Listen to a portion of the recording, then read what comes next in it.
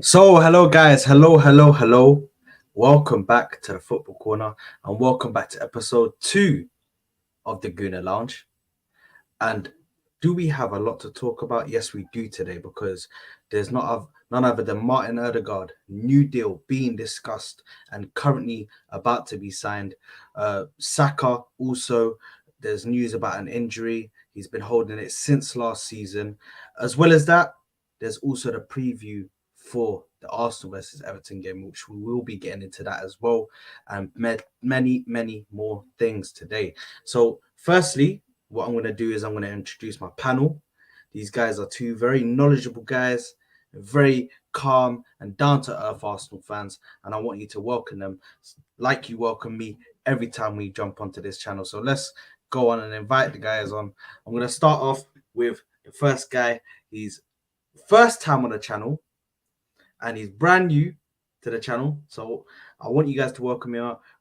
Guys that are watching on a replay and guys that are watching live, thank you very much for joining us. And I want to welcome my brother Kunle to the stage. Kunle, how you doing, my broski?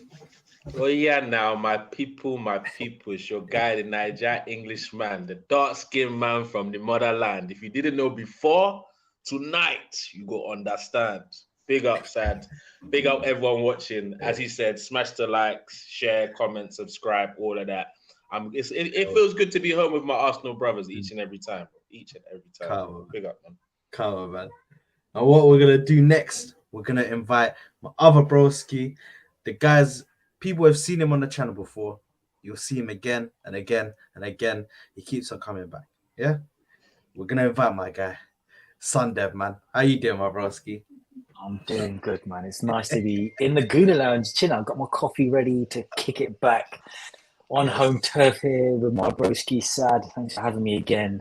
Kunle, welcome to the lounge. Let's get into all things Arsenal, man. Let's get into all things Arsenal because fuck me, this international break had me bored out of my mind. Trust me, 100%. Horrible. I hate international break, bro. It's and also just Nigeria Super Eagles fan. But also just like not to like bring the tone down before we even fucking get into it. There's another one in a month. What's he about to do? There's I another saw one. that. I'm like, how are they sneaking that in already, bro? It's just again and again, bro. Honestly, the thing is, it's literally becoming just they're doing it for money at this point. They're literally doing it for money. Listen, everything for money in it. Like let's not kid ourselves. But I mean, like just let the Premier League football flow. Let the Champions League. We're back at Champions League nights, Tuesday, Wednesday nights. The anthem is back at the Emirates. Like just let proper football flow. Is it not this Tuesday that we're playing Lens? Next week on the 20th on the Wednesday. On the Wednesday. It's Eindhoven, I think, opening game at the carpet. So yeah. My Champions League nights are back, though. Hey, I can't lie. Even though we've got a bit of a Europa League draw. Yeah. It's all about the music. As long as the music's there, they can put anyone on there. Okay. We'll play Sheriff, man. Live. And I'll dismiss I don't care, man. Exactly. But anyway, let's get this started, man. Let's get this show started. And let's start off with the first bit of news, which actually I don't want to start with the Odegaard news. I want to start off with the Saka news because I heard it. And to be honest, if I start off, I'm going to give my opinion first. I'm going to start off with just saying what they're saying is that basically he's been holding an injury in his Achilles since last season, which has been a reoccurring injury. He's trying to take painkillers. He was fighting through games, just playing with that injury. And for me, I feel like there's so many stories that we hear. Every single time there's a new story. He's got a new injury here. He's got a new injury there. To be honest, I feel like people are just jealous.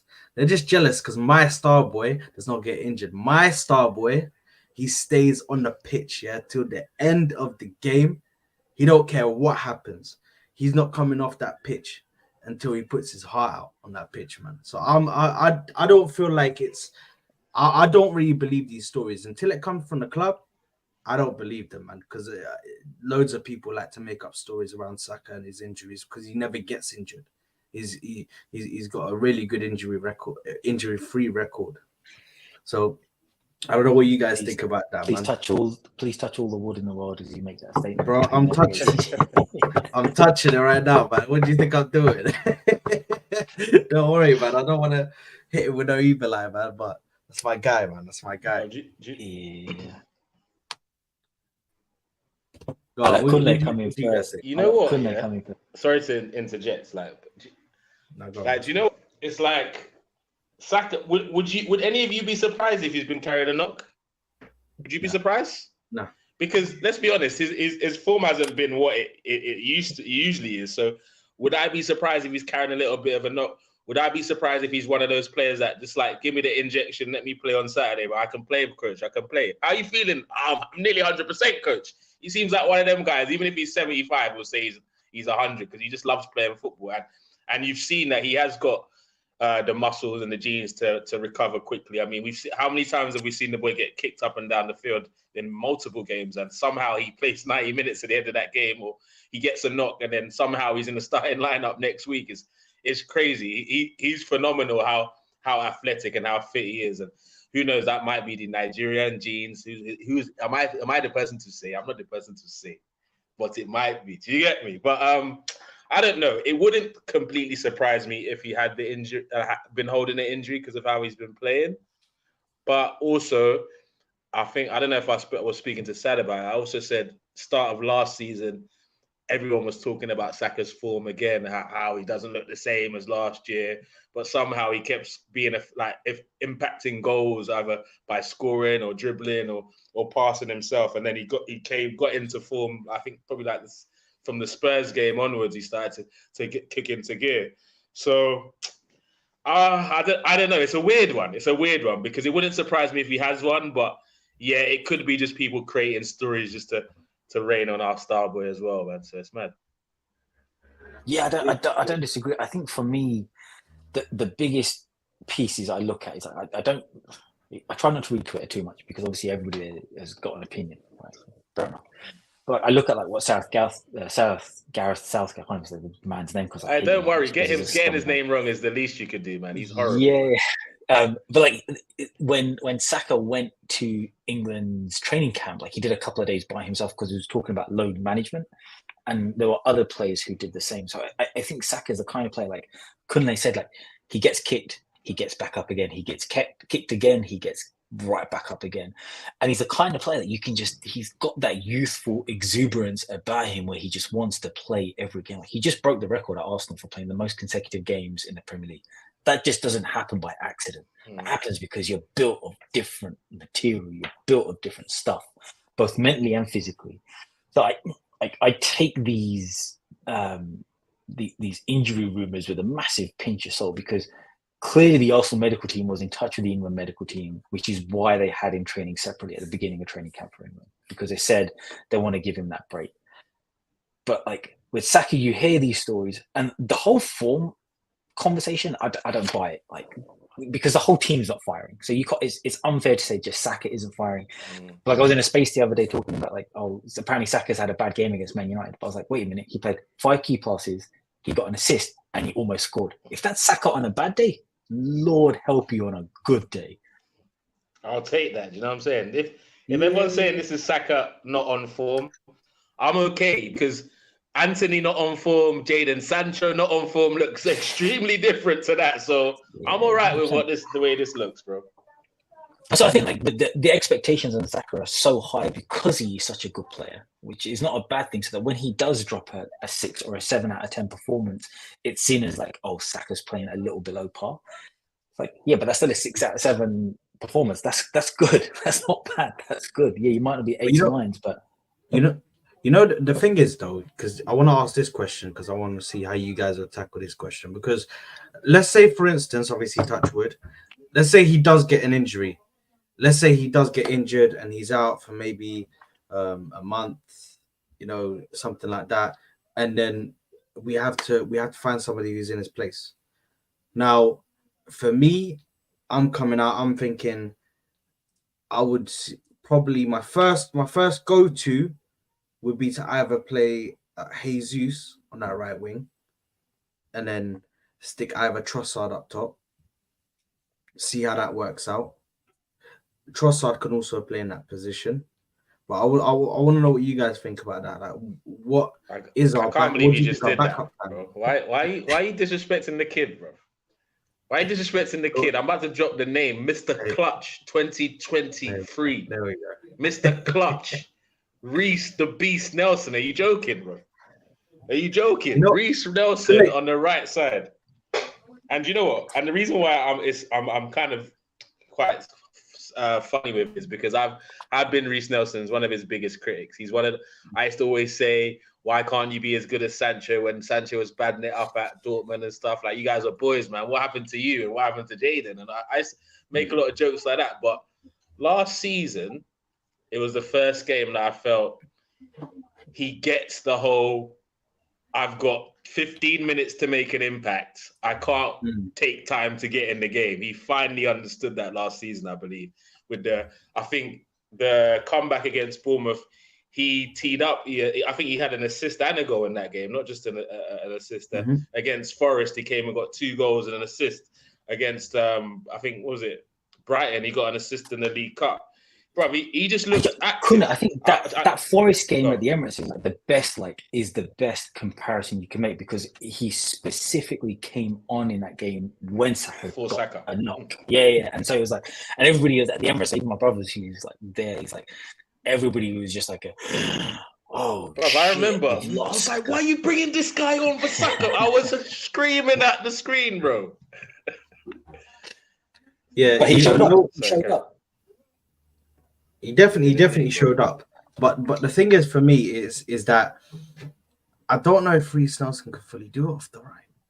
I feel like, for me, Gabriel Jesus would be more of a threat on that right side, just because I've seen him take on that position when he does what he does, which is randomly moving into the left or right. You'll randomly see him interchange positions with the other players in the attack. And then you'll see him on that right side sometimes trying to get the ball into the box, and him and Saka will sometimes swap places. Saka will be in the middle. So obviously, I know that Reece Nelson still has a lot to prove, and he's still got a lot to give this team. And I do believe in him, because I feel like last season was not pretty much his breakout season, but that was just him giving us a taster of what he can offer Arsenal when he gets the minutes that he deserves. So I feel like, for me, you need to look at Reece Nelson as a player that could let's also remember that he's still young. I know people nowadays, they're like 23 years old. Oh my god, he's so old, because we're so used to like 19, 20-year-olds just coming out and going crazy. So I feel like, for me, he's still young. He's still got a lot to learn. And when he reaches his prime, I feel like he can really be a starter in this team. If not, he could be challenging. Whoa. Sad. Relax. We're getting a bit wild here. I said he can do a job as Saka's understudy, but am I sure he can elevate to that next level to be a starter? Reece, are we talking about Reece right now? I feel like off of that left side, broski. I know that we have Martinelli there, but if he can reach maybe 80%, that'll be brilliant. Oh no, man. With Nelson? No, bro. On the left, I don't know why I like him as an option on the right, because it gives us he's not exactly like Saka. I think on the right, I prefer him, because you see, there's not many right-footed right wingers anymore. Do you know what I'm saying? There's not many of them that actually work on the right. What's his name that just went to City is really good off the right as well. Doku. He can play both flanks really. He can play both flanks really well. And I prefer to see Reece from the right, but and I think because we got enough cover from the left, we got Martinelli, we got Trossard, we got kind of Smith Rowe to an extent, even though I prefer him through in the middle. But yeah, I think we got enough options on that left-hand side to give Reece more of a chance on the right. What do you think, bro? Yeah, but that's just it. Like, without getting into for me, it's not about specific players. For me, the conversation is around like we've got so much versatility and so many options. Like this for me is the most complete I have seen the Arsenal squad in. I can't even remember how long. Like we genuinely we were years ago screaming about having like covering the six. We have 3 players that can play the six right now. Like I haven't seen this level of cover and depth in the squad since I want to say the late 90s, early 2000s. Yeah, I'm old goodness. I've been watching Arsenal for a long, long time.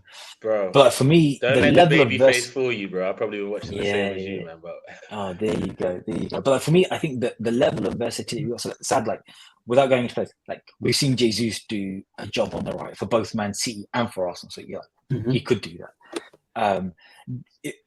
You've got Reece Nelson as an option. You've got potentially Trossard who can play. You've got potentially Fabio Vieira who can play it on the right. Like I think the options are there.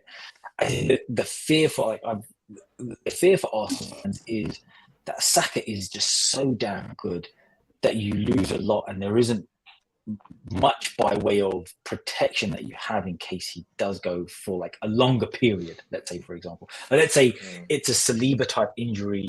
You get it towards the end of the season. Let's not say that too. Let's not. But I'm saying, like, if you're drawing a comparison, like it's one of those ones where, like, if that were to happen, like, is the team strong enough to react? Because Saka for me is that kind of player where, like, as a team gets ready to play Arsenal, they have a plan for the team, but they have a specific plan for Saka. Like that's how good Saka is, and so you lose that, and you lose a lot of that momentum. And I guess we don't know yet how good or bad it would be. Because like I said, even a bad Saka is a great Saka. Like that for me is like where we're at. And so I think the conversation around Saka should be his load management, not about cover protection for him, because you're never going to find cover for a player at that level. So should we be talking about how we manage those minutes he plays? Absolutely, that's a conversation I want to have, but nobody's ever like smart enough to have that conversation about like, yeah, let's kill games off, let's get him off the pitch, let's try and get to games where you're at minute 70, the game's done, all right, Saka, boom, you're off, we've got a 2-goal cushion, let's get him off. That's where I want on top of what you're saying, and I agree with the workload thing. On top of that, it's even like Arteta, I know he's our star boy, but it's okay to take him off the pitch, you know, like if he's playing bad, it's actually okay. I'm sure some of the fans are like, bro, he's not having the best game, take him off now, or the game's done, take him off now. And I think that what frustrated me about Arteta with Reece Nelson, for example, last season, he kept trying to convince us that he's confident in Reece, but then when there were moments where he could have rested Saka and started Reece, there wasn't enough of, oh, let's give him a go. Let me show the belief. So I believe with him, to convince me that him signing Reece to 100k a week contract or whatever he's on now wasn't just to protect his value like I thought he was trying to do with Eddie, let me not lie. But he needs to prove to us that he's an important part of the team by sometimes having faith and just saying, do you know what? We're playing so-and-so. I've got Saka on the bench, but Reece, we're gonna give you a run around. And that's one thing that Pep Guardiola does really, really well. There's probably 2 players that are probably more or less to a level undroppable. But I've seen De Bruyne on the bench. I've seen Haaland on the bench. That's probably for Bants more than anything, a little bit of a rest. But I've seen everyone on the bench at some point. He's not scared to put anyone on the bench, and also that generates that hunger in the team, and we need that raw hunger. We need Saka to believe that if I do play 2 bad games, best believe I can get dropped, even though I am the star boy. And I want him to feel like that. You think Saka needs? I don't think Saka needs that kick. Like I was having this conversation with somebody in a space the other day, and like it really knocked me. For me, Saka isn't the kind of person who needs to see that he is replaceable, because he's got the kind of mentality that he always wants to strive for the best. Like he's not like an Aaron Ramsdale who talks about like, oh, I can't concentrate for 90 minutes type conversation. I love Ramsdale, but that comment that properly pissed me off. So like I think like the fact that Saka's always willing to play, the fact that he gets kicked so much, I agree with the fact that we need to kill games off sooner. Like, we can't do what we did against United. We can't do what we did against Fulham. We can't do what we did against even Crystal Palace or Nottingham Forest, the 4 games that we played, like, kept them tight. What we need to do, like Man City, is kill games off. For me personally, I think we're really about to find out how much trust and faith Arteta has in his squad, because we're playing a game every 3 days. Fact. The first 4 games of the season, it was easy to stick with the same 11 somewhat. Obviously, you had the TP5 injury, so that kind of forced the change against, like, Manchester United. But I really feel like we're about to find out, like, what level of faith Arteta has in his squad now that we're playing every 3 days. And I think Trossard said it out on international duty. Like, he had a conversation with Arteta, and Arteta gave him those assurances that when we start playing every 3 days, there's going to be a rotation in the squad. So let's see if the proof is in the pudding. Let's see if Arteta does actually have that faith. And just a quick one. Just a quick one as well on this whole Saka situation. I feel like you get to a point in your career where you can bang out these games, game after game after game. And yeah, obviously you need a rest. But then again, there's players that don't need a rest. There's players that play every single minute, every single game, and they keep on going and going and going. And those are the elite players. So there's only a small handful of them that can actually go out every week and compete to the highest level that they can, and do it while playing game after game after game. They play on the Champions League on the weekday, and the Saturday they're ready, fresh, ready to tackle the game again. And I feel like for the Premier League, because you can often use examples such as Lionel Messi and Cristiano Ronaldo at Real Madrid and Barcelona. But when you use those examples, I feel like you can't fully use that example as well, because they're not human. Are you comparing mere mortals? No. But what I'm saying is, yeah, for a player to do it in a league like that, I don't feel like you can compete with the Premier League like that. It's not the same thing, because when it comes to the Premier League, and I'm not trying to compare Saka to Messi or Ronaldo or anything like that, but I'm just saying when it comes to doing it in the Premier League, yeah, you have to hold the players that do that in the Premier League at such a high level, in such a high regard, because you can imagine you're playing on the Champions League on the weekday, you come back and you're playing, say for instance, Everton or whatever, Sheffield, whatever. And these teams are going to be playing a low block, and they're going to be trying to press you when they can, and you're not going to get a rest. You're not going to be able to rest on the ball, especially if you imagine if you're playing another team like a Brighton who will press you, and then you're playing all of these teams and you're doing it consecutively over week after week after week. It's such a high level, and to be honest, I feel like this is the best training for Saka. He's had it. He's been there since he was young. He came into the team young, and he's had, was it 4? He's on his 4th year now, so he is just getting better and better and better every season. And I feel like he's going to get to a point himself where I don't even think we need to rest him. I genuinely he's human at the end of the day, bro. Sad. As much as I love him playing, being so healthy and fit and all sorts, like, part of me at the back of my mind, I'm like, let's not have him burn out. Is it burnout that he's suffering from a little bit? Starts. Obviously, I'm asking these questions, but I do remember asking these same questions at the start of last season.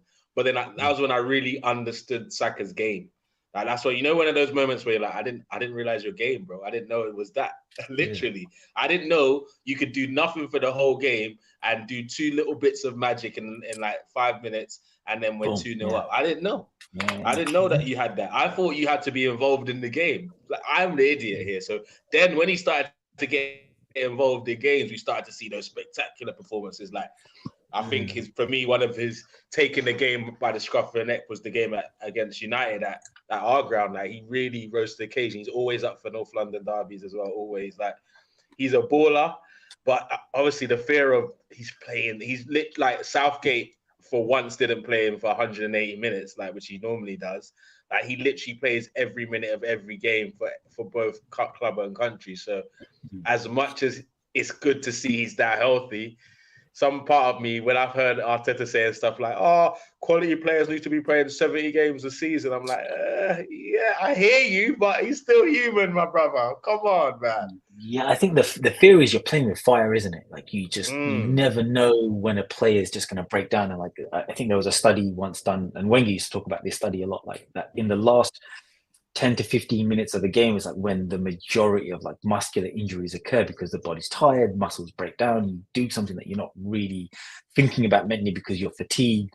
And so you go in for a challenge that you probably shouldn't go in for, or you're not able to avoid a challenge because you're not mentally like there because you're tired. And so I think like it's a balancing act, and like fuck, like I'd hate to be Arteta sitting there trying to balance and figure out like, this is my star boy. He can turn a game on its head like that. Like he can be quiet for 90 minutes, do nothing, and in 5 seconds he's changed the game. He scored a goal, made an assist, and or like the other thing that you like forget, like on the ball what he gives you, it's off the ball what he gives you. Like he creates so much space for everybody else to operate in, because every single time the defense are doubling up. And like I was shocked in the United game at one point where Saka was down the right near the United penalty box, and I see Rashford legging it back to support Dalot.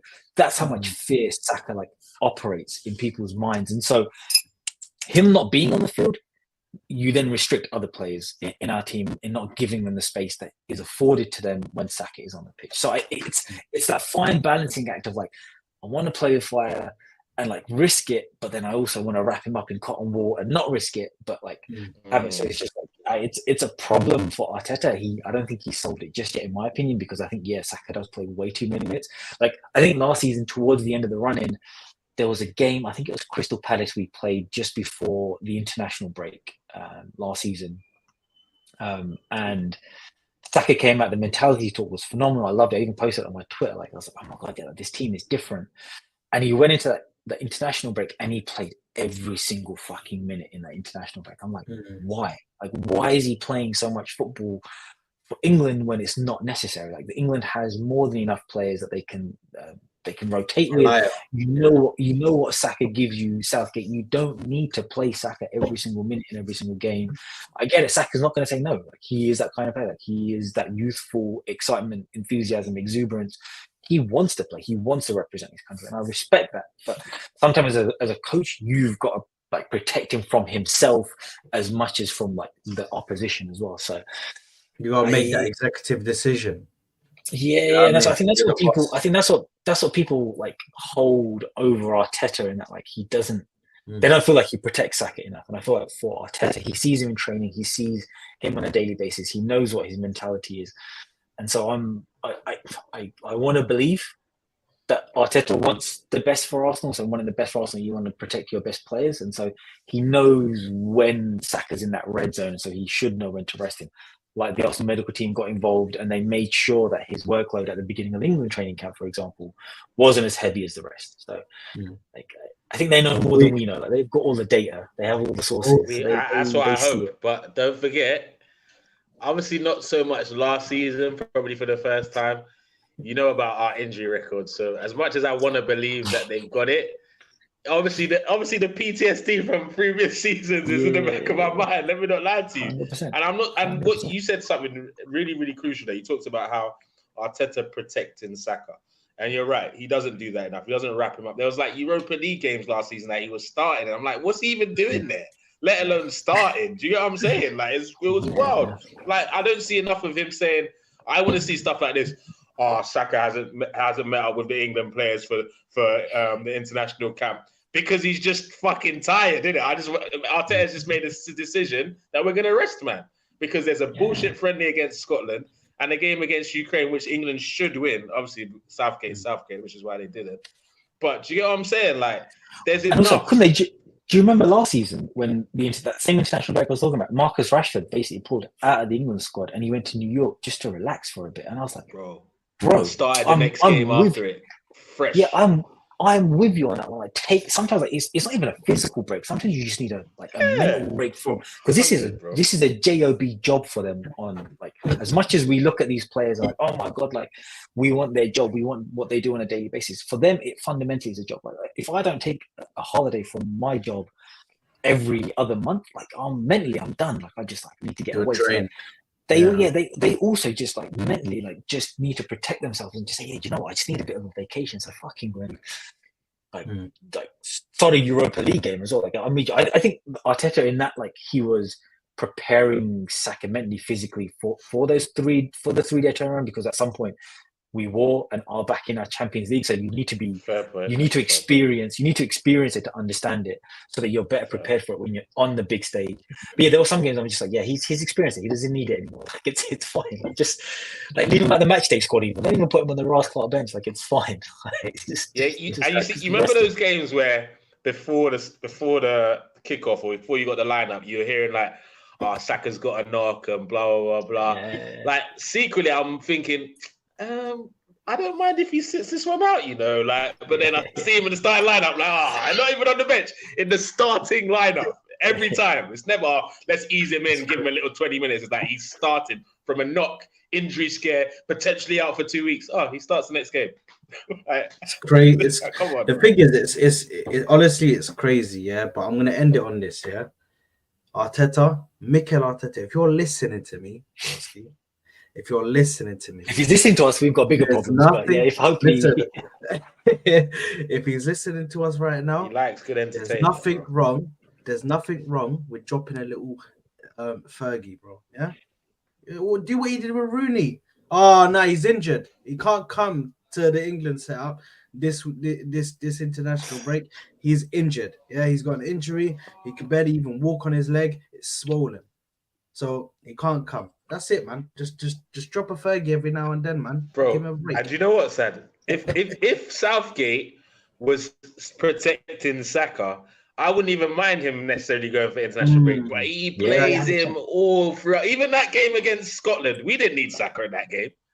We didn't need Saka to come on in that game. They didn't need him. But fuck it, let's give him a run around, man, for 25 minutes. Well, what? It's just. I'm with you on that one, Kunle. Like, just if the England setup was just a little bit better and they afforded some protection and understanding, then 100%. Literally. But hey, but anyway, starved for players. Let's move on. Let's move on. Yeah, to the news that got me gassed. Yeah, which is Martin Odegaard about to put pen to paper and sign a brand new deal with Arsenal. Hey, listen, I'm gassed about this, bro, because he's key as well. He's key to having him sign for a long-term contract. I'm talking 2027, 2028. I don't want this guy leaving for the foreseeable, man. So for me, he is key to the way we play. He's key to the midfield.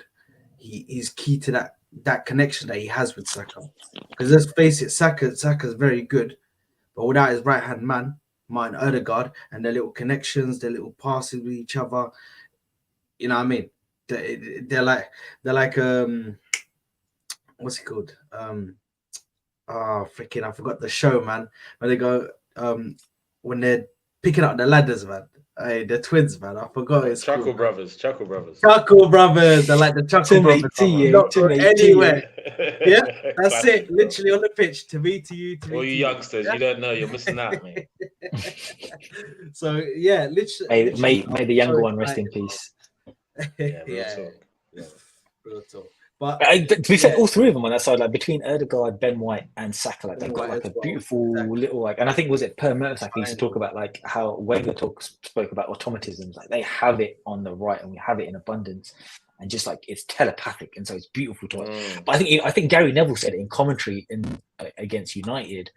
And as much as I don't like to agree with Gary Neville, but even he said like as the match was like dying out, like and Arsenal just need to get the ball to Martin Odegaard because everything goes through Odegaard. And actually, if you look at it, the corner that led up to the Declan Rice goal was a shot from Martin Odegaard because he kind of took the ball like in a tight space, got his shot off, got the corner, which led to like just those mad celebrations. But like I think Odegaard is like the glue in this team. Like he is the oil in the engine that just makes it tick over. And like it's just to be fair, when we first signed Odegaard on loan, a lot of people were like, "Oh, we've got like a Madrid reject here. He's not going to be that good. He's going to be like dog shit." And fair play, couldn't it? For me, the jury was out. Like I was like, "This is a kid who's had everything foisted on him at like a young age, at the age of 15, 16. And if I compare myself to when I was 15, 16, I didn't know my elbow from my arsehole. So like, fair play to him that he was like signing for Madrid at that age and playing like for Norway. That's that Danny Ceballos PTSD, man. Yeah, that's what we were feeling. Partly, but I think like it was different because like. But you can't blame us. That Ceballos thing was wild, bro. But wait, hang on. But if in defense of Ceballos deal, he got us that goal against Sheffield United in the semi-final to get us to the final of the FA Cup. So like, if he did nothing else, is that what we're doing now? Is that what we're doing? He got us that one goal. Yeah, 100%, Colin. 100%, man. No problem. 100%. He got us that one goal, so I'll take it. But for me, like I think because it was weird because we were signing that. So he came on loan. He went back to Madrid, and it didn't look like he was coming back. And the whole summer, there were the rumors around like Maddison's coming, and so like I was gassed because I genuinely like James Maddison. I think he's a good player. But for me, I remember having this conversation with my brother. My brother was a massive Arsenal fan as well. And like, we were going back and forth, and he was like, "Nah, man, allow Odegaard. Get me Maddison. He knows the Premier League. I'm like, nah, Odegaard he's a little bit younger. He's had 6 months to adjust. If he comes now in the summer, like it's going to be a different story. Like, you're going to see a different Odegaard. And like at the end of that loan spell, Odegaard had that little ankle knock as well. And so he didn't really get a chance to flourish. So I was like, bring me Odegaard in the summer. And I think that's going to be like a massive signing. The fact that we got him for 35 mil with the add-ons included, and the fact that he's become our captain and become this important player, I'm with you, Saka. I am. If any Arsenal fan isn't excited by the fact that Odegaard is committing to a new long-term deal, like I'm here for it and I'm excited by it. I'm also excited by the fact that like as a club, we are operating very, very differently. It wasn't that long ago where we had like exciting young talents and we would lose them because we would let them get into the last year of the contract before we even started having a conversation. Now, like they've got 2-3 years left on the contract, they've got the club's got an option to extend it by an additional year, and we're already having a conversation. We did it with Saliba, we did it with Gabriel Magalhaes, we did it with Saka, we've done it with Ramsdale. Now we're doing it with Martin Odegaard, we're doing it with Ben White. Like we are on top of our contracts for our young talents. I love it. I just love how the club is operating, and it just shows you that players are invested in this project. And just to go off that specific line, the players are invested in this project, and that's what excites me the most because for a change, you can see even let's say we don't win the league this season, the players wouldn't be like, oh shit, we're not good enough. They're like, you can see that they believe we can do it. You lot, we're good enough. Like you can just tell from the way they talk, the way Saka is. I don't know if you've seen when Saka was talking about, I think his Young Player of the Year award or something, and they were asking him, they're showing him the videos of, would you sell Saka if it means we win the league this year and stuff like that. And just, you could tell how he's just taking it all in. I'm an Arsenal star. He's taking it all in. Like, this is my club. They love me here and I love them back. He said stuff like, I want to repay their faith.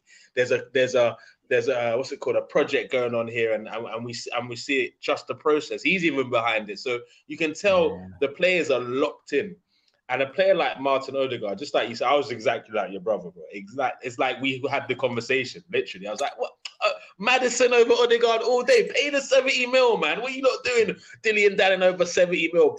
Drop the money." I was like, goals wise, he's better. Because for me, at that stage, Odegaard had only impressed me in one game at that stage for Arsenal. And that was the West Ham game where we came back from 3-1 down or something to draw 3-3 or something, where he literally controlled the whole game. I'm like, raw. So this is the Martin Odegaard that they were hyping about. But I was like, I've not seen enough of it. But then when I heard the fee, 30 mil, I was like, that completely changed the complexion. Because at the start of the summer, they were like 55, 50. I'm like, just pay the extra 20 for Maddison. But when they're like 30, it's like, it's a risk, but that's for Martin Odegaard, star boy from 15, 16 years old. In today's market? I'm like, do you know what? Let's see. And then I started telling myself reasons why it could work. I was like, okay, look, he shows some glimpses, but he's never really had a home. Giving Arsenal giving him a home where he knows where he's going to be. He's going to be in the starting lineup for the next season or so. Maybe he'll really flourish in that. Last season, why I wanted from the start of the season, I said, as good as he is in controlling games, I need more GA from him. I need a bit more like, because he doesn't shoot enough. He doesn't, you get what I'm saying? Like, that's one thing that he doesn't do enough. He's always looking for the pass every time. But last season, he was our top scorer. I mean, what more could you ask from a guy? He stepped it up completely and became like and that left foot strike, like the one he did against Man U, we're going to see a lot more of that now. You can see his confidence in that, bro. That was an absolute banger. And he's been doing that. He did that against Spurs, did that against Newcastle. He's got that in his locker. And now these goals are going to give him more confidence to take more of those shots. And you can see as the talisman behind this team, he's really, really young. Like, I can't see him going to City, for example, anytime soon because he wants to win something at Arsenal. I can't see him going back to Madrid because it's like, fuck you lot. You didn't believe in me when I was there. He's probably not going to go Barca. Bayern, the Bundesliga, does he want that sort of level of competition? No. So I see him. I can't see for at least the next 5 years. I can't see him going anywhere. You know. And I think he rates the fact. I think he rates the fact that Edu and Arteta fought for him when he was probably at his lowest. Like at that point when he went back, and I think he spoke about he did a really cool interview with some Norwegian TV station where he spoke about like how he got back to Madrid after the loan spell at Arsenal. He'd had like a little injury, so the loan spell didn't finish as well as he had hoped. So when he got back to Madrid, he said, I spoke to Ancelotti, and Ancelotti's like, yeah, I think you're in our plans. We want to keep you around. And he goes, I just got there because I couldn't see where I was going to fit in because like it was just like even though they were saying one thing, but they were doing something completely different. That whole like training camp and that whole preseason tour.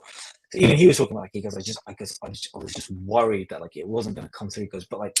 He goes that whole, and he spoke about how that whole summer Edu and Arteta just kept on speaking and kept lines of communication open around Madrid and just saying, look, listen, like, you don't need him. Just send him to us. Like, we'll take him off your hands. Like, just send him to us and send him to us. And he goes, they never gave up on me. So I think he also wants to repay some of that loyalty, which I love because it goes both ways, isn't it? Like, and like, in today's world where like money rules, and rightfully so, like these football players have very, very short careers. So like, who are we to dictate to them, like, if they want to go and get their bag? Like these players going to Saudi Arabia and earning crazy generational wealth, like fair play to them. But like the fact that he has some level of loyalty towards Arsenal, for me, makes his like move just even the new contract even better. Because like he is Arsenal through and through now. You see the quote, Arsenal love him and he loves Arsenal or something like that. Something like that. I saw that. I love to see shit like that. But even whenever he's posting on his social medias, the thing is for me, he loves Arsenal, yeah. Whenever he's posting on his social media, whenever he's at training, whenever he's at the training ground, he's at the stadium, he's putting hearts everywhere, right? This guy, and it's not just him. We have a lot of players that literally love the club, and it's not even just the players that are in the club, because this infection is starting to spread, and it's spreading to players. We see the likes of Ivan Toney coming out on an interview where he asked him what team. The guy is a Man United fan that's interviewing him, and he's like, well, what's your favorite team? What team would you like to come to? He was prepared to hear Man United. Yeah, man heard Arsenal, and he said, I'm a Liverpool fan. That's why it was so much better, because he said, I'm a Liverpool fan, but then I like Arsenal too. Like, there was no need to add that Arsenal bit in. There was no need. And it's just, for me, that is the structure you want to build. We're building, the way we're building the club at the moment, I feel like we're building like a family. They're literally building like a family where everybody's come together. They laugh about you don't really see cliques anymore. You know how before we used to have cliques within the team.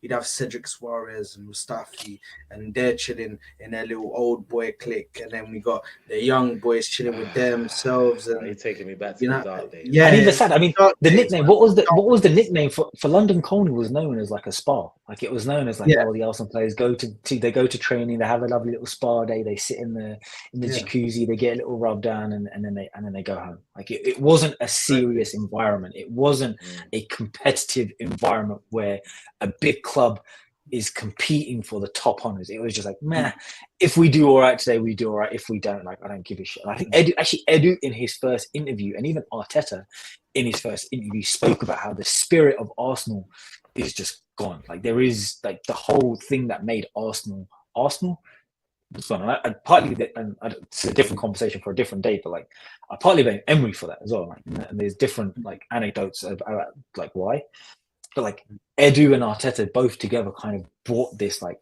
hey, if you're signing for Arsenal, you have to respect the badge, you have to respect the institute, and if you're not on the same page as us, then listen, there's the door. Don't let it hit you on your ass too hard as you leave, type thing. And like I think those intangibles don't get discussed enough as an Arsenal fan. Like I'm not sitting here saying that we're successful as a football club, but I can see the difference in Arsenal today than 3 years ago, and I respect that. I just hope we can take it now to that next level. And if professional football players like Declan Rice, Yuri, and Timber see it, David Rice see it when they're talking about like they are excited by this project, they're excited about having these conversations with Mikel Arteta. Who am I as somebody who doesn't really understand football to sit there and question like professionals like in the sport who are telling me and giving me messages? Like I'd be an idiot. Whenever I explain Arsenal like that from where we came from, yeah, I use a description. Arsenal was like a wall, yeah, and you have a wall. Sometimes it takes hits. Sometimes you put a nice photo on the wall in a frame, yeah, and you pin it in, and then you put your hammering in a nail, and then it's just taking hits. The wall's taking hits. Sometimes you literally have to just take the wall down, and then you just restart. You repaint it. You do your thing. You make it brand new. That's literally what's happened. Literally what's happened to Arsenal. Same way. It took so much hits. The team was just so toxic. It was nobody really. I don't even think a lot of players cared about it. Was more just a job for them. They came to it. It was just a paycheck. They were just like, okay, let me just go out there and just do whatever I do, and we'll do what we can. Like even obviously the FA Cup win. Yeah, we love to win the FA Cup. Yeah, it's great trophy, and I like the FA Cup. But even though they won it, I still don't think, because a lot of people will say, why are you guys celebrating now when that team that you criticize and that team that you speak about is a team that won you the FA Cup? How can you be so happy now when you're not even winning anything? But it's night and day. You see that one, yeah.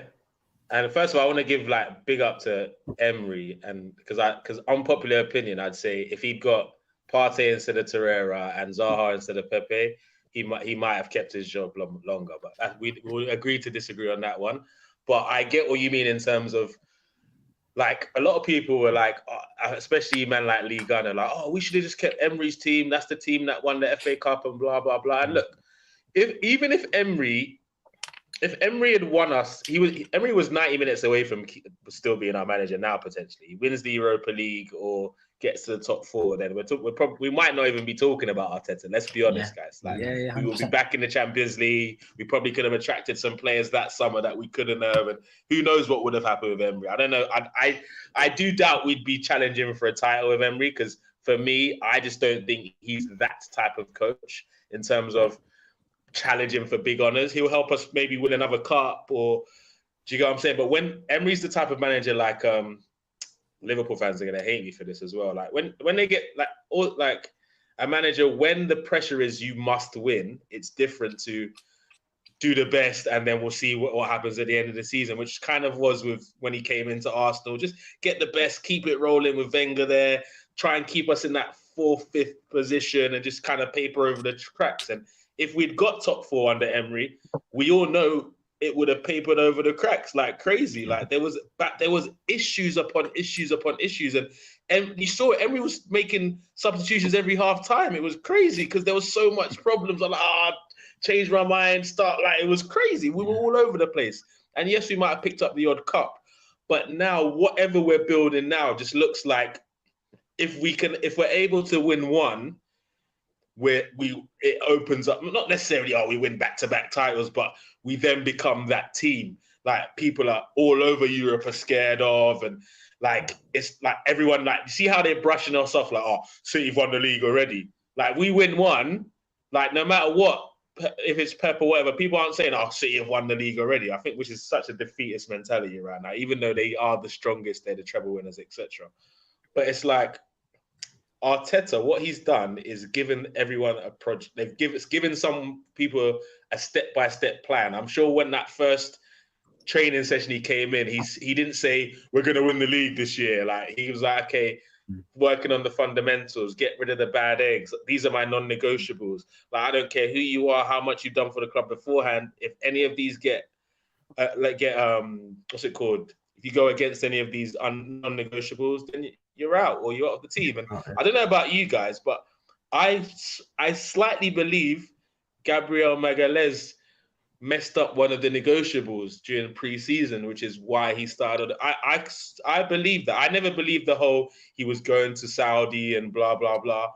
I believe he understood, look, I don't know if you saw the interview where Arteta said Gabriel knows why he's not in the lineup or something like that, something along those lines. Yeah. Because I'm sure something happened and he's just disciplining him. It's not like, I hate you now, you're not part of my plans, you fucked up one of the negotiables, now we got to get it right so we can get back in the team. I can't see that Partey right back thing happening unless maybe a Ben White gets injured now or something, because I think he was making do with the Zinchenko thing, and I think there was a disciplinary issue with him and Gabriel. That's what I think, but I could be speculating. Yeah, I mean, it's a weird one. I agree with you, Kunal. There's a lot out there where you can like fill in the void here, but I think with Gabriel, I think like he's a kid. Like you imagine somebody came to you and showed you a contract with like from Saudi. Like there is no way your head isn't turned when you see that kind of money on the table. You're like, whoa, what? From the favelas, bro, to that. What? Yeah, 100%. Like, yeah. I mean, and I don't bemoan, like I said earlier, like I don't bemoan players because they have short careers. They still fund like the way I think of like my career.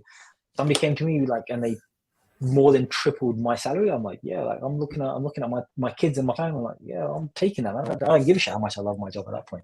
But I think like to the point though, like just the culture in the club and what like for Emery with me is like what bothered me about Emery is, and I've heard it at the club and I've read about it at the club, is that like he came in and he wanted all of the history removed because he said he doesn't want that pressure on his squad or his players. So I'm like, you're coming in and you're already stripping down that like and telling the players that we don't care about Arsenal's history because that's too much pressure for you to handle. And so you're already coming in and you're already coming in defeated. So like you're right, Kunle, like fine margins. Then in football, like the United game showed us, is all about fine margins, and like we were one Crystal Palace result away from getting top four. We were that Chelsea final away from potentially winning the Europa League, and like Emery still probably would have been our coach. So yeah, like football and like life works in funny ways. But I think going back to the ultimate point here, like Odegaard signing his new deal, all these players that we're signing, all these players that we're re-signing, like they all speak about one thing and how much they love the family that they are a part of, and they want to continue being a part of that family. And that to me just resonates because that's been Arsenal from day one. Like Arsenal's always been a family. It's been like the club that represents all and is for all. And so like that for me is like it's big, and I love that we're carrying on like that tradition. Sorry, not carrying on that. We're back to it, because I feel like we lost our way in between. You know, Sunday, I completely agree with you. Yeah, and I'm just gonna move on because I know you got to get going in a few. But I just want to move on to the quickly to the Everton game. Yeah, I just want to get your just quick thoughts, and then we're gonna go to score predictions because I want to know what you guys think about that. It's an interesting game. Now, Sunday, you know when you're on my shows, you have to do score predictions. I know you don't like to. Just this game, isn't it? Like we haven't won. This a game good is messed up, man. Yeah, and it's bad. Like I've got history with this game as well. It really pisses me off. So we haven't actually won at Goodison Park since I think the 16-17 season, which is crazy when you think about it. But there's two games I remember. Like very keenly. One was a couple of years ago. We were playing at Goodison Park. It was December 19th. I even remember the date because I was watching the game, and as the game finished, I was due to jump in an Uber to get to SFO to fly back home, to be back home for Christmas with the family. And I remember like just being mad the whole journey because I watched the Arsenal game. We lost 1-0 in that game. Or was it 2-1 in that game? And I was just like angry. The whole Uber ride to SFO. My poor daughter's like Daddy, you okay? I'm like, yeah, I'm fine. Just so I was trying to get to the airport. Like the whole flight, like my wife's like just avoiding me. Like it was not a good look. And so like, and even last year, like that, like conceding from a shit that one last corner. year, bro. Oh, mate. Yeah, and so like for me, like it's not that we go there and that we capitulate or that we fold. It's just I feel like the referees and the players let the physicality of the game kind of get in their heads a bit too much, and that we stop playing a game and we start focusing on the physicality aspect. I think we're built a bit differently this year, so I'm not as worried about like this year. So for me, I think we win. We win not comfortably, but it will be like a tight 2-1 is my score prediction. Like I don't think we're built to keep a clean sheet just yet, unfortunately. So I think we'll win either 2 or 3-1 is my prediction. But I think and I hope that Arteta just gets the players to get the physicality aspect out of their minds and not worry so much about like the midfield trio of Everton and how physical they're going to be. No, 100%. Kunle, what are your thoughts on this game, man? Definitely very similar to Sandlev in terms of like how we've been over the last few years at Goodison. It's a weird ground for us. I don't know what it is when we go there. It's just weird. Like last season, we should never be losing that game. The season before, I think after losing at United, we then lost there after somehow being 1-0 at halftime, even though we had a stinker in that first half. But we threw it away to Damara and Grit. Bro, we just do some stupid things against them. But this year said there's a difference maker. Mr. 105 million himself, Declan Blood Clot Rice, man. That guy is different. And like I don't know if you remember this. Okay, the Crystal Palace game this season, right? It's like you could just feel nights like that, or the night we signed Declan Rice for. It's a difficult away game in the evening, like not really playing against a low block, then even go down to 10 men and you just got to have grit and determination and see out. That was Rice to a T. Like I wasn't surprised he got man of the match in that game. So I see something similar. But you know what is crucial? Arteta needs to stop. He just needs to put pause on this Kai Havertz experiment just for a bit. I'm not saying I'm done with him. I'm not saying he doesn't deserve a chance, but it's evident now where it's such a delicate place where, let's say in the first 10 minutes, he misses a chance. Everton fans are going to be on him.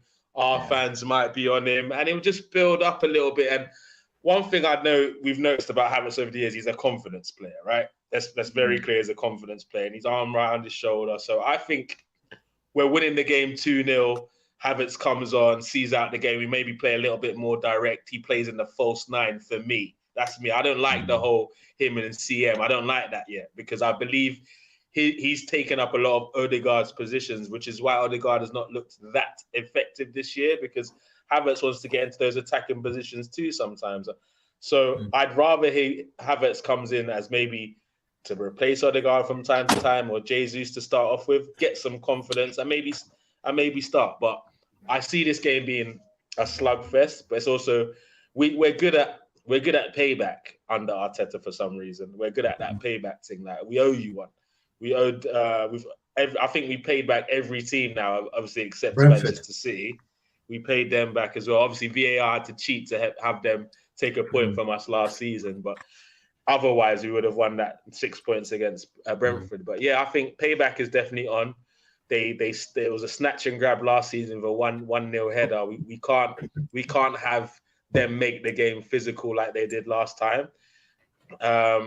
Who else? What else needs to happen? I think for me, like I would keep Havertz in the team for this game. Like I hear you, like just purely because of that physicality. Like I think like they're gonna Sean Dyche is gonna be Sean Dyche. He's gonna bombard us from like free kicks, corners, and so he's actually a good header of the ball. Like he's got that defensively. Is he a good header of the ball? Or is he just tall?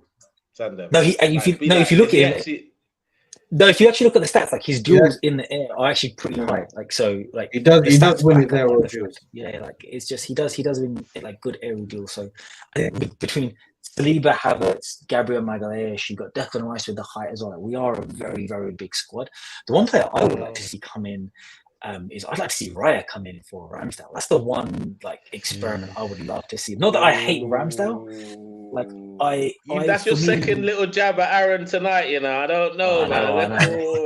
I'm hearing. I do like Ramsdale, but I think, like, for me, the keeper has actually been less involved this season than ever before. So the role is even more important because you're less involved. So your influence is short impact, and so I think Raya on the ball is probably just that little bit better. And I feel like 2 seasons ago, that Ramsdale on the half volley kind of kick used to do it all the time. I haven't seen it in a long time. Never. See, never does this it. is what I'm saying. Never I thought I was tripping. I thought I was is it that he stopped doing stuff, or he was never good at? Because there was like a 3-game period where his distribution looked off.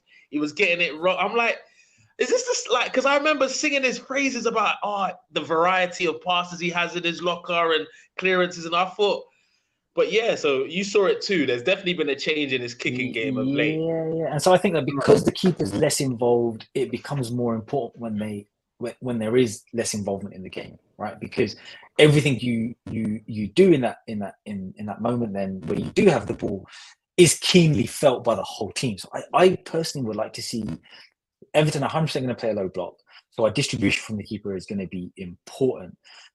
Because when they do attack us from a corner, like those long kicks over the top to a Kai Havertz or to a Jesus to run into, or even if Eddie's playing to run into, is going to be important.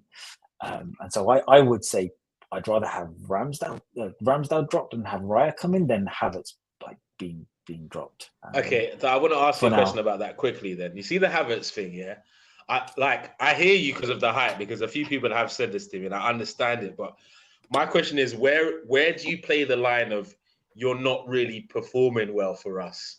But and he's not. So when are we gonna pull you out to say we need more? Like when's the time? Yeah, and it's tough because he actually had a good game against France for Germany. And so I don't know if you watched it. I support Arsenal, bro. I don't know, bro. I support Arsenal. Yeah, no, I thought there was nothing else to watch, so I thought, why not middle? No, I'm not mad at you, but I'm saying I don't support Germany, bro. I don't care if he gets a 10 out of 10 for them, bro. Yeah, but I'm saying just from but it's obviously we're saying Kai Havertz is a confidence player, so he's actually had a good game against Germany. Fair. He's come from home.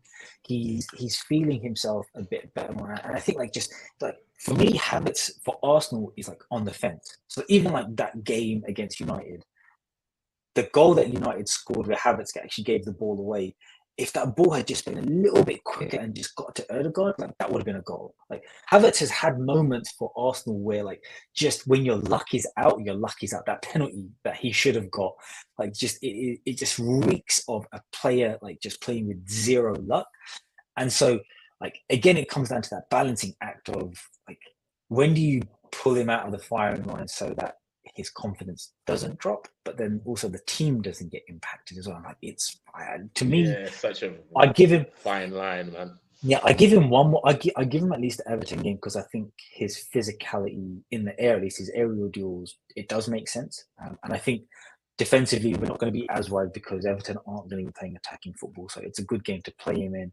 And if he doesn't do well, pull him off at 70 minutes like we have been doing. And then go from there. But then, the game after against Spurs, there needs to be a serious conversation because Spurs are playing football against us. And that's not a physical game. That's going to be a game of tactics. So I wouldn't mind if Vieira has another on the fence almost game against Everton, then let's have a conversation for the Spurs game. But I think he's come back from Germany. He's feeling good. He's feeling himself. So let's get him in the Everton game and see what he can do. And then for the Spurs game, let's have or even the PSV Eindhoven game, the Champions League game, have a conversation leading into the Spurs game. Exactly. That's a good point as well about the PSV game. But Kule, you got away there, man, because you didn't give us your score prediction. He said that the game is gonna be. He said the game is gonna be an interesting one. It's gonna be gushy. I don't know, mushy. I don't know what the word that he used. So he tried to get away there. If Sunday game one. Hey, you gotta give one. Do you know what? I'm gonna go, and I agree with him. I don't know what it is about us keeping clean sheets, although we do somehow find a way to do it away from home more than home, which is the weirdest part.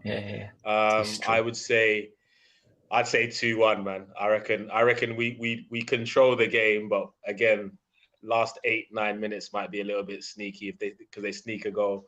and then but we see it out 2-1, man. I'm just gonna quickly go through it, and then obviously we'll wrap up the show. I'm just gonna say, listen, we know that it's a physical game. We know that Everton, whenever we go here, they like to muscle in on the players. They try to show them that you're here at Goodison Park, so there's no messing about. We're gonna try bumping you man off the ball, barging you man off the ball, throwing you man off the ball. So you best be ready to fight us on that day. So I'm gonna say it's gonna be a close game as well. I think it's gonna be a 1-0 win to Arsenal, but that's just from how I'm seeing the team play. I think if we come in on in the right way where we can play our football but still do it to a level where we can still handle their physicality at the same time, that would be beautiful. But that would be the perfect team if you could do that. If you can handle physicality and play your football at the same time, that's perfection in the game of football. So yeah, I'll take a boring Arsenal 1-0. Exactly. I'm as long as they get the win for me, I'm happy. So I don't care if you go out there, you just sit there having a fight with them on the pitch. Go ahead, do what you want. As long as at some point you get exactly at some point the goal goes in the back of the net and then we win, I'm happy. But especially coming off of an international break when the players haven't had like a full week to prepare for it, and like you don't know where everybody's at. Jet lag becomes an issue, and so win by all means. The game itself or the game state is secondary to me. Like 3 points is all we need, and then then we focus on PSV, and then the big one, Spurs after that. Spuds. Dirty. All right, Sad. I appreciate sitting in the lounge with you, but I'm gonna jump. Kunle, it was great chatting with you. I hope this is the first. Pleasure, bro, man. To catch up again soon, bro. Take it easy. Enjoy the weekend. Yeah. Okay, guys, thank you very much for joining us, Kunle. Thank you very much for joining me, broski. Pleasure, mate. I appreciate it, mate. Make sure to subscribe, guys. Make sure to like the video. We're bringing out content for you every week, bringing you watch-alongs and stuff like that. So just make sure to like the video. Make sure to subscribe. Get Kunle on his channel. Do you want to tell him about your channel, broski? Yeah, I've got an Arsenal channel, One Touch TV, so check that out. Shows at least 2 to 3 times a week. It's Arsenal, predominantly Arsenal stuff. I got my Upwatch show every Monday where I discuss the rivals and get my little jabs at them. So check that out on Monday, 9 o'clock. Also, Tunnel TV. It's kind of a multi-fan channel. We cover Chelsea, Arsenal, Liverpool, a bit of City, just about, I guess, and United as well. So do you know what I'm saying? So check us out. If you've not seen the reaction from the United win, go check it out. Even Declan Rice happened to like that post, which is quite humbling as well. So big that up. So check us out on all streams and all platforms. That's crazy. But listen, guys, the links will be in the description for Kunle's channels, so you can go watch them on a Tunnel TV. That's crazy, bro. That you like the post. Nuts, crazy. Nuts. That's crazy. I'll be gassed. Completely. But guys, make sure to like, make sure to share, make sure to subscribe. I keep on saying it again and again. Thank you very much for joining me on this glorious night, and thank you very much for tuning in. I'll see you guys later. Bye. Big up.